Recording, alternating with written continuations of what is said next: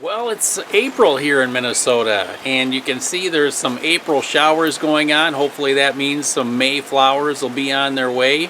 Another fun part about April is the male birds. A lot of them have kind of their brightest colors this time of year to really show off for a mate, I think. So we kind of looked out our window around the yard here and took a little video of some of these fine male birds. Why don't you have a look?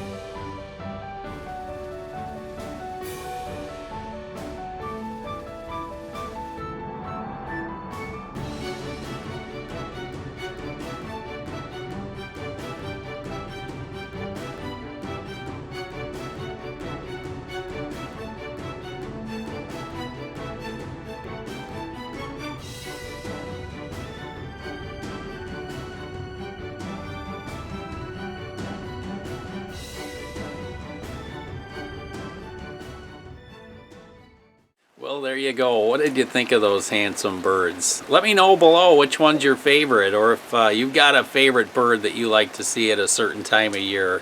I always appreciate your input. But that's it for this short episode of Sport-Flo Outdoors. Thanks for watching, and remember, get out and enjoy the great outdoors. Thanks for watching.